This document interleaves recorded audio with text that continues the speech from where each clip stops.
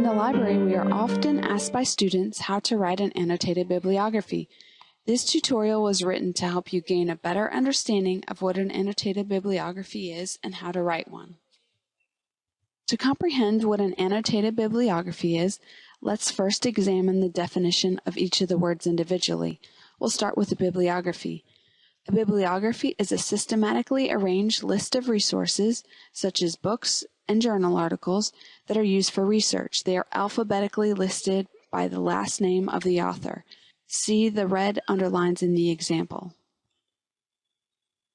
Let's move on to discuss the definition of an annotation. An annotation could be an explanation, a description, a summary, a critical evaluation, or a combination of all of the above.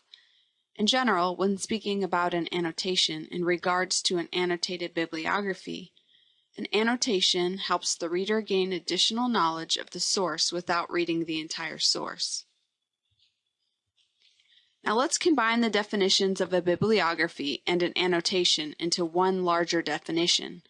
An annotated bibliography is a systematically arranged list of resources, such as books and journals, used for research that also has a brief summary and critical evaluation of each resource. In other words, a bibliography provides you with the author, title, and publication details of resources used, whereas an annotated bibliography includes everything a bibliography does, but it also adds a paragraph of summary and evaluation to each resource. Because it can be helpful to have a visual example of what you are trying to create, here are the first two sources listed in an annotated bibliography. Notice the bibliographic entries listed are in alphabetical order, like we previously stated was necessary. These are shown by the red underlines. Both entries use correct Turabian format, and then they're both followed by the annotated portion as indicated by the yellow stars. A commonly asked question is, how long should my annotated bibliography be? The length of each annotated entry depends upon the specific guidelines your professor has given you. An annotation can be as short as one sentence, but generally, each annotation should be one paragraph. That is 3 to 5 sentences, not exceeding 150 to 200 words. Each professor has the freedom to specify the length of an annotated bibliography.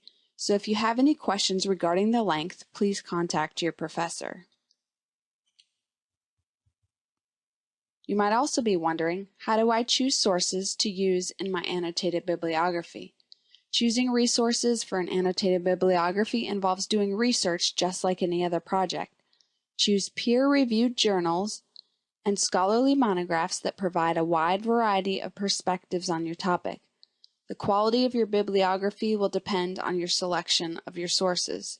If you need help determining which sources are scholarly or peer-reviewed, take a few minutes to watch our scholarly versus popular video tutorial. You can find that tutorial by searching for other videos on our YouTube channel under Luther Rice Library. Ultimately, when choosing sources for your annotated bibliography, always follow the specific guidelines your professor may have given you.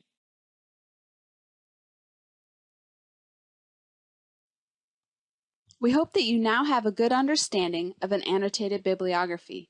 With the tools we have given you, hopefully you can successfully write solid annotations that will earn you a high grade on your next annotated bibliography assignment.